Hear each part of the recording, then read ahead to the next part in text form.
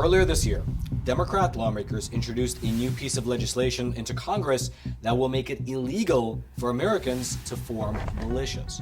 The bill, which you can see up on your screen, was introduced to both the House as well as the Senate, and it's officially titled the Preventing Private Paramilitary Activity Act of 2024. Its stated purpose would be to explicitly outlaw the formation of citizen militia groups here in America. And more specifically, according to the text of the bill itself, it will create federal criminal penalties for people who engage in certain activities, including the following: publicly patrolling, drilling, or engaging in harmful or deadly paramilitary techniques, intimidating elected officials, interfering with government proceedings, pretending to be law enforcement, and so on. Now, perhaps ironically, this bill likely had the opposite of the intended effect, at least on the public. Because I know for myself and several people who I spoke to, after hearing about this bill, our first reaction was, can we form private militias? I mean, if they're trying to outlaw the formation of militias, that must mean that it is currently legal to do it, right? Well, after looking into it, the answer is a bit complex, to say the least. And so, let's go through the legal framework surrounding militias as it currently stands, what this bill is trying to actually outlaw, as well as the central question of whether you, as an American citizen, can go ahead today and form your own militia. Now, to start with, let's begin at the very foundational document in play, the Second Amendment. For a long time, one of the main arguments circulating online against private gun ownership was that the Second Amendment does not actually give people the right to own guns. The argument typically goes something like this. The Second Amendment doesn't actually allow people to own guns. It only allows the state to own guns in order to form something like a National Guard. Now, the reason for why this view exists is not a mystery. It's because in the modern context, the plain language of the Second Amendment is a little bit confusing. Just for your reference, here's exactly what the Second Amendment to the U.S. Constitution says. Quote, "A well-regulated militia, being necessary to the security of a free state, the right of the people to keep and bear arms shall not be infringed." And so, it's quite easy to look at the surface of those words and assume that the right to keep and bear arms really does only apply to militias who are in service of defending a state. And in the modern context, that is something like a National Guard. However, that is not in fact true. And to understand why it's not true, we need to do two things. Firstly, we need to smash those like and subscribe buttons so that this video can reach ever more people via the YouTube algorithm. And then secondly, we need to look at a case that was put forth in front of the U.S. Supreme Court back in March of 2008, a case that's called District of Columbia versus Heller. In that particular case, what happened was that the city government of Washington, D.C., they instituted a host of different anti-gun regulations, including making it illegal for a person in D.C. to own a gun unless that person received a license from the chief of police. And the licenses, they could only be issued for 1 year at a time, meaning in a practical sense that you needed to go and renew your license every single year. And so, amidst these new regulations, a man who was living in Washington, D.C. named Richard Heller, he went to the chief of police to get a gun license. He was denied, and therefore he filed a lawsuit against the city government, arguing that in the way that they were conducting themselves, they were violating his Second Amendment rights. The case eventually found its way all the way up to the U.S. Supreme Court, where the principal question to be determined was whether or not the Second Amendment to the U.S. Constitution protected the right of the people to keep and bear arms. And after hearing the case, listening to the oral arguments, and deliberating for about 3 months, well, the majority decision by the U.S. Supreme Court was that it does. The Second Amendment to the U.S. Constitution does protect the people's right to keep and bear arms. Here's a short summary of the conclusion from that majority opinion. Quote, "The term militia should not be confined to those serving in the military because at the time, the term referred to all able-bodied men who are capable of being called to such service. To read the amendment as limiting the right to bear arms only to those in a governed military force would be to create exactly the type of state-sponsored force against which the amendment was." Now, to understand their rationale here, let's dissect the Second Amendment, starting by defining two specific words that it contains. Firstly, what did the founders, writing in the year 1791, mean by the term militia? Because today, we usually conflate militia with something like a state-run National Guard. But that's not what the word meant back then. In the late 1700s, a militia referred to all free men who were capable of bearing arms. Basically, a militia was defined as all able-bodied free men. Here's in fact how the majority opinion of the Supreme Court described it. Quote, "Unlike armies and navies, which Congress has given the power to create, the militia is assumed by Article 1 of the Constitution to already be in existence. Congress is given the power to provide for calling forth the militia, and the power not to create, but to organize it, and not to organize a militia, which is what one would expect if the militia were to be a federal creation, but to organize the militia, connoting a body already in existence.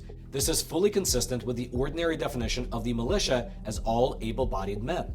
From that pool, Congress has plenary power to organize the units that will make up an effective fighting force." Meaning, in plain English, that the term militia was understood at the time to mean all able-bodied free men. And so that's the first term, militia. The second term that we need to define within the context of the Second Amendment is reference to defending the security of a free state. And so what exactly was meant by a free state in the year 1791? Well, unlike today, in the modern day, where the word state typically refers to an individual state like Oklahoma or Kansas, well, the use of the term a free state in the late 1700s referred to nation states, what we today would refer to as countries. Here's again the U.S. Supreme Court on this particular term. Quote, "The phrase security of a free state meant security of a free polity, not security of each of the several states. It is true that the term state elsewhere in the Constitution refers to individual states, but the phrase security of a free state and close variations seem to have been terms of art in 18th century political discourse, meaning a free country or free polity. Moreover, the other instances of state in the Constitution are typically accompanied by modifiers, making clear that the reference is to the several states. Each state, several states, any state, that state, particular states, one state, no state, and the presence of the term foreign state in Article 1 and Article 3 shows that the word state did not have a single meaning in the Constitution. And so, taking these late 1700 and early 1800 definitions into account, here's how the Second Amendment to the U.S. Constitution would read if it was written today but still conveyed the same meaning. A well-regulated body of free men, being necessary to the security of a free country, the right of the people to keep and bear arms shall not be infringed." Then the U.S. Supreme Court, they spent a good amount of time in this ruling going through the relationship between the prefatory clause and the operative clause of the Second Amendment. And without going into too much detail and too much legalese, what they were basically laying out is that the first part of the Second Amendment, the prefatory clause, explains the reason for why it is necessary, while the second part, known as the operative clause, explains what the right actually is. And so essentially, in order for free people to defend the free nation, the right of the people to keep and bear arms shall not be infringed. All right, just to pause here for a super quick moment, I'd like to introduce today's sponsor, which is a great company called Patriot Mobile. And they really are a phenomenal company because while it's safe to say that there is a concerted assault on America's values happening right now, companies like Patriot Mobile are bucking the trend and they're standing firm. I mean, as a company, in both their actions as well as their spending, they strongly support the First and Second Amendments. They strongly support the sanctity of life, as well as Americans' veterans and first responders. And better still, besides just having really good values, they are actually a good company. They have great phone plans. By switching to Patriot Mobile, you'll still get the same awesome nationwide coverage as the big providers, because Patriot Mobile actually operates across all three of the major networks. It's just that by switching, you'll be doing business with a company that doesn't undermine your values. Plus, they back their service with a coverage guarantee. 100% of their customer service is based right here in the US, meaning they're keeping the jobs here. You can keep your existing phone number, and you can either keep your existing phone, or if you'd like, you can upgrade. And so just head on over to patriotmobile.com/Roman, or just call 972-PATRIOT.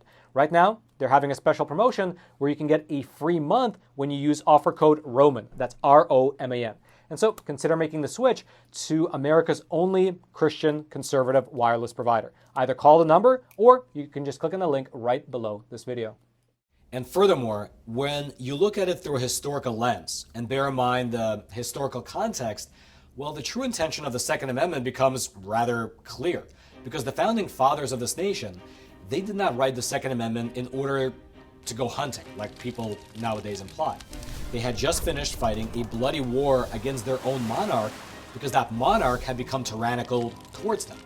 And after that war concluded, they codified the Second Amendment to the US Constitution, not so that Americans can go hunting, not even so much that we can protect ourselves from petty criminals, but rather the Second Amendment in the Bill of Rights was put there to protect the citizens of the Republic from their own government if and when that government becomes tyrannical. It was written to give the people of the states the ability to protect themselves, their families, and their communities from a government that might, at some point in time, become a terror to its own people. Now, with that as the actual general backdrop, the next logical question becomes, how do people execute this responsibility? Because if you own a gun, and I own a gun, and Dave owns a gun, and Mike owns a gun, well, that's great, we're all armed, but we are not well regulated. Well, here's where things get a bit, you can say, messy. Back during the time of the founding of this nation, well, there were many militias. In fact, Alexander Hamilton, while he was a student over at Columbia University, he would quite literally spend his mornings drilling with a volunteer student militia before then going off to class. However, after the founding of the country, laws were enacted one after the other which limited paramilitary activity to be only allowed if the group conducting that activity is subject to the state. For instance, in the late 1800s, there was a law passed over in Illinois which forbade, quote, bodies of men to associate together as military organizations or to drill or parade with arms in cities and towns unless authorized by law. That particular Illinois statute wound up getting challenged. The challenge wound up making all the way up to the U.S. Supreme Court, and in 1886, the U.S. Supreme Court ruled that these types of laws, which make citizen military organizations illegal, do not violate the Second Amendment. Then, about 20 years afterwards, something known as the Militia Act of 1903 was passed into law. This piece of legislation, it created the modern framework for the National Guard, which sits now underneath the U.S. Army and then later also underneath the U.S. Air Force, and it also codified a new definition of militia into the U.S. Code, creating two distinct subclasses. According to Title 10 of the U.S. Code, Chapter 12, subsection 246, the organized militia includes the National Guard and the Naval Militia, while the unorganized militia includes all able-bodied men between the ages of 17 and 45 who are either American citizens or have declared an intention to become an American citizen. And so here's exactly where we get to the heart of the matter. The organized militia is the National Guard, while the unorganized militia consists of all able-bodied young men. However, those able-bodied young men are not allowed to do their own thing. That's because at the state level, right now, all 50 states have some form of restrictions, either in their state constitutions or as just statutes on the books, that limit private paramilitary activity. Up on your screen right now is a report that came out of Georgetown University titled Prohibiting Private Armies at Public Rallies. And this report, it identifies 4 different types of anti-militia laws that exist throughout the US, as well as which particular states have those laws enacted. The first type is a constitutional provision that requires military activity to be governed by civil authorities. 48 states have that provision written into their state constitution. The second is a statute that prohibits private militia activity without the authorization of a state government, which 29 states have on the books. The third is a type of statute that's on the books in 25 states, which criminalizes certain paramilitary activity, such as conducting public drills, as well as demonstrating the use of either firearms or techniques that are capable of causing death. And the fourth type of law is a prohibition on falsely assuming the uniforms or functions of law enforcement. 17 different states have these false assumption statutes on the books. And so, as you can see, all 50 states have at least 2 of these prohibitions. Some states have all 4. And these different laws have the combined effect of making it pretty much illegal for paramilitary groups to do almost anything in public. Although, this is exactly where you begin to brush up against the First Amendment. Because if you think about it, if I'm allowed to own a gun, and my friend Dave is also allowed to own a gun, and Mike is also allowed to own a gun, and we're all allowed to train with our respective firearms, and then, as per the First Amendment, we're all allowed to associate with each other freely, at what exact point does our association and exercise of our rights cross the line into illegal paramilitary activity? For instance, what if we go into the woods to practice shooting? Or what if we form something like a volunteer search and rescue group and we all carry guns for defense against bears and coyotes? Or perhaps even more pertinent, what if me and my buddies all happen to live in an open carry state and we all want to go to a protest and we all happen to bring our rifles? Does all that fall under the purview of these laws? Because each one of those things is a legal activity. At what specific point does it cross the line and become illegal paramilitary activity? Well, to answer some of those questions, Congress recently held a meeting. Specifically, after several events, after the alleged kidnapping plot against Governor Gretchen Whitmer, after the shooting deaths over in Kenosha, Wisconsin with Kyle Rittenhouse, as well as after what took place on January 6th, all these events, you can say, reignited the efforts of those on the political left to crack down on militia groups that they claim are instigating violence and suppressing people's rights. And along that line, the House Subcommittee on Civil Rights and Civil Liberties, they held a meeting to, quote, examine the role of militia groups in the current rise of right-wing extremism. This congressional meeting was held in May of 2021. It was led by Democratic Congressman Jamie Raskin, and it was conducted under the banner of several different meetings that are confronting violent white supremacy, something that the DHS claims is the biggest domestic threat currently facing U.S. security. And during this meeting, you had Miss Mary McCord, who is both a former federal prosecutor as well as the woman who was behind this report right here, which detailed the anti-militia laws throughout the U.S. And here's what she said regarding the legal framework that's currently in place in the U.S. in respect to militias. And for your reference, I'm going to speed up the clip just a little bit so that we can get through it faster. Unfortunately, there is a widespread misunderstanding that private militias are constitutionally protected. But private militias are not authorized by federal or state law, they are not protected by the Second Amendment, and they are unlawful in all 50 states. First, since before the founding, well-regulated has always meant regulated by the government. Historically, the militia consisted of all able-bodied men who could be called forth by the governor when needed and were answerable to the governor. The well-regulation of the militia was baked into the U.S. Constitution, which gives Congress the power to organize, arm, and discipline the militia, a power it exercised by authorizing the state militias answerable to state governments. And it was baked into the constitutions of nearly every state, which required that the military always be strictly subordinate to and governed by the civil authority. Second, the Supreme Court has been clear since 1886 that the Second Amendment does not protect private militias and that states must be able to ban them as necessary to the public peace, safety, and good order. The Supreme Court reiterated this in 2008 in District of Columbia versus Seller, which held for the first time that the Second Amendment protects an individual right to bear arms for self-defense. Justice Antonin Scalia, writing for the majority, pointedly contrasted that individual right with paramilitary activity, restating that the Second Amendment does not prevent the prohibition of private paramilitary organizations. And third, all 50 states prohibit private militias, whether through their state constitutions or other state laws. However, despite that fact, there are well over 100 militia groups currently active throughout the U.S.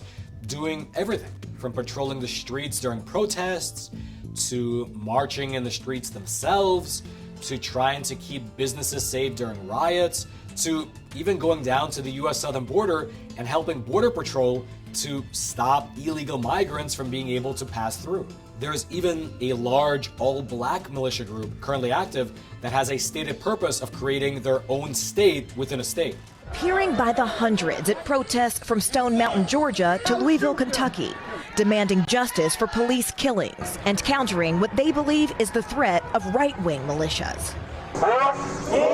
It's a movement started in 2017 by this man, former musician and Army veteran John Grandmaster J. Johnson. What makes us so different is that our goal is our own government, our own country, a place where we can determine our own future. Is violence an option to reach your goals? The United States was built on violence being an option. Violence should be the last option. And notice something. These militias are operating out in the open. They are giving interviews to the media, and very often at events, they are marching right alongside the police. And this is happening because despite the myriad of laws on the books throughout all 50 states, well, these laws are very rarely enforced. And there's a number of reasons for why that is. And here's, again, Miss Mary McCord speaking to Congress, describing some of them. These state laws are rarely enforced. They're not well known to local law enforcement. Some local officials lack access to information to build cases or mistakenly believe that private militia activity is constitutionally protected. And some local officials lack the political will to enforce anti-militia laws, especially in areas with a high number of pro-militia voters.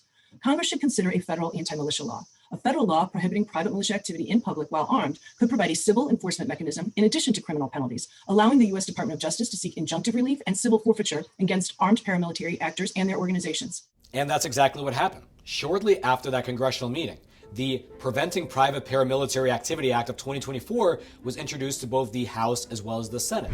It now has 10 co-sponsors, all Democrats, and if passed, it would empower the federal government to prosecute those people who are engaged in militia activities. Because right now, the federal government cannot do it. It is a state issue. But with this law, if it were to pass, the DOJ can step in and prosecute the people who either start or join militia groups. Now, as to whether this bill can actually pass into law, it's doubtful. Right now, it's dead in the water. It will not make it past a Republican-controlled House or even a split Senate. However, in the future, you never know. With these types of things, you have one event that sparks public outrage, and all of a sudden, politicians fall into line and they can pass legislation through like that. Regardless, though, that is where we currently stand. All 50 states have laws in the books that ban organized paramilitary activity in some way. It differs from state to state, but by and large, forming what we commonly understand as a militia group is technically illegal. However, the laws against it are rarely, if ever, enforced. And if they were to be enforced, there might very likely be an appeals process that would reach all the way up to the U.S. Supreme Court, because on the face of it, many of these laws do seem to be in conflict with the First Amendment. Now, looking through the reams of legal case files, the most recent case that's even remotely relevant to our discussion was from 2017, where Miss Mary McCord, the woman who was in that video speaking to Congress, she sued several of the militia groups that showed up in Charlottesville. She used the anti-militia laws in Virginia as the basis of her lawsuit. However, that case of hers wound up getting settled, and so it's unclear how it would have actually played out in court and through the appeals process. Regardless, that is the situation as it currently stands. If you'd like to dig through my research for yourself, I'll throw those notes down into the description box below this video if you're the type of person that likes to dig into the weeds. And then also, I would love to know your thoughts, because there really are two different ways to look at it, like anything else. On the one hand, it appears that if you go by the intention of the founding fathers, well, I don't know if you can say that their intention would have been to empower state governments solely to form militias, because it would seem that there's no reason to assume that the federal government and your local state government could both turn tyrannical. And then what? You don't have a militia to defend yourself? So it doesn't seem plausible that they only meant that the state government would have a monopoly on militias. However, on the flip side, it would be hard to have a normally functioning society if anybody who wishes to at any given time can form their own roaming militia and patrol the streets with open carry guns if they so wish. So I guess there would be a balancing act, and as of right now, and for the last 250 years, the courts have interpreted it to mean that militia power should belong to the states. But I'd love to know your thoughts. Do you think that's correct, or do you think that goes directly against what the founding fathers intended? Please leave your thoughts in the comment section below. I'll be reading through them later today as well as throughout the rest of the week. And then until next time, I'm your host, Roman from the Epoch Times. Stay informed, and most importantly, stay free.